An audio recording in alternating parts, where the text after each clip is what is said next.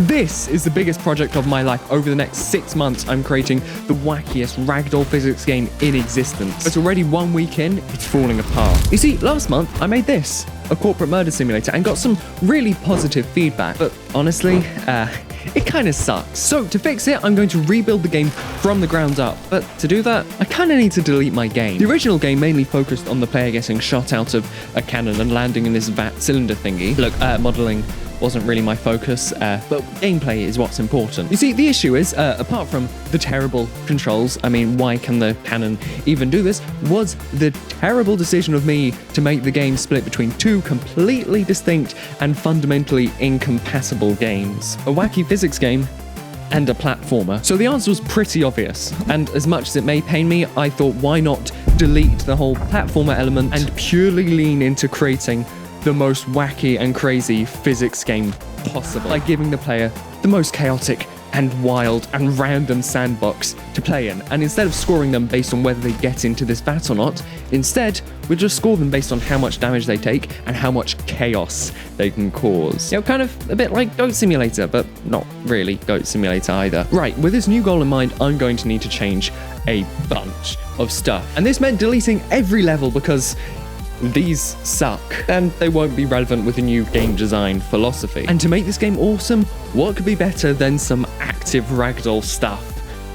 Right, I'll pretend I know what that means. Basically, physics, maths, inverse kinematics, and now the ragdoll player can do poses like this. Kind of like how in Happy Wheels, once you've fallen off your vehicle, you can just shuffle along with weird things. That's kind of the same point. But as I said in the previous video, this is pretty difficult, but I know that to make this game 10 times better, I will need to add this. So I knuckled down over the next week prototyping this mechanic, fine-tuning every little detail, rebuilding and making it over and over and over again until finally it can match these three poses: a cannonball, a starfish, and completely relaxed. Now already this is so much better, but I still want to add a bunch more mechanics. What about a completely unrealistic sudden impulse of force, like a really short jetpack? So I worked on this very simple directional impulse control which slows down time when you use it and will launch you in whatever direction you're looking, and it didn't really feel right. So I just turned up the value of how much force it applies to you, and now it's a lot better. It might just be me, but this world is looking kind of empty. So let's jazz it up a bit. Instead of being lazy and using the same building pack from the previous video, and maybe it's just because they didn't have interiors so I couldn't use them. Anyway, in order to lean into the crazy chaos and destruction of the game, I downloaded a modular assets building pack in order to be differently lazy. And then I started piecing together all these bits to make one building. And I even added glass, but we'll get to that a little bit later. Now let's copy and paste this building around the city. And I also added these pistons and these pendulums for some reason, which they're in the middle of a city and floating. I don't know either. However, what I do understand is the purpose of these cars. They are very fast, and they drive down the street at Mach 10. And yes, as you could guess, if the player gets hit by them, player goes sky very quickly. And as you're in the sky, you might have noticed these roofs. They have a lot of barrels. And I'm sure you've played at least one video game in the past and might have a slight idea what these might do if you crash into them. And hey, apart from these barrels, I also added a couple more obstacles, like these vents which will just throw you up into the sky, or the fire hydrant which I literally just copy and pasted the vent and made it smaller. And also these springboards which will throw you once you hit them. Yeah, I was lost for ideas. And yes, they're all really ugly, but we're just trying to prototype the mechanics and we'll make the art actually good another day. Now, apart from these things being really fun, why did I add them?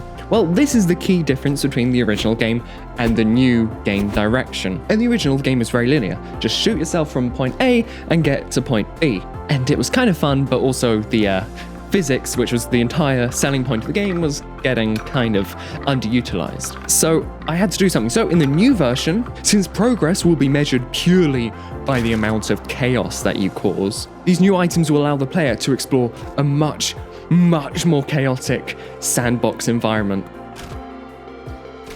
And also, because without them, when the player just sort of got shot out of the cannon, they would just sort of land and stay still.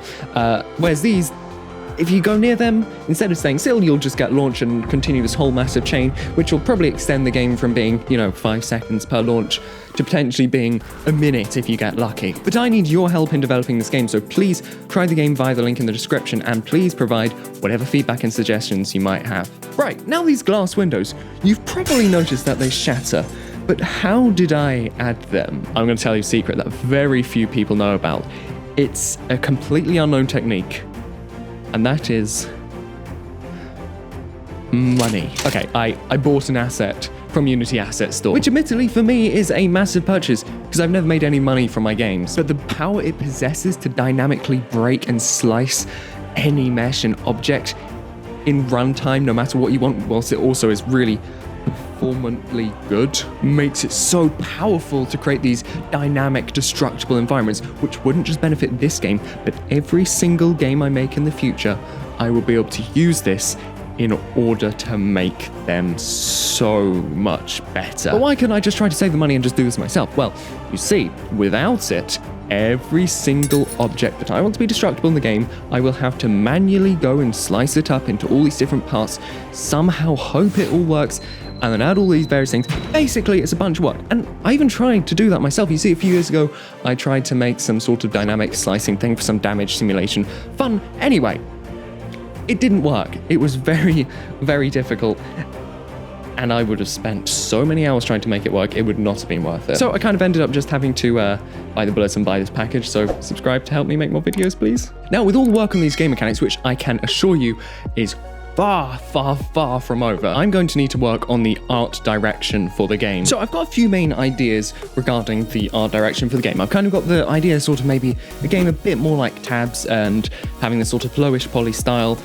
Then I also had another idea of maybe a bit more of a medium to highish poly sort of slightly more realistic game, and I'm not really sure which to pick. And for camera angles and things, I generated this image from Google Gemini AI, which helped to guide me to understand where I should probably hold the camera in relation to the player and what sort of UI elements might end up looking good. But I would love your suggestions for the art style of the game, so please do leave those in the comments below. Something that I actually ended up adding that was to do with the art is the damage splash. You see, the original version of the game had one, and it looked awful.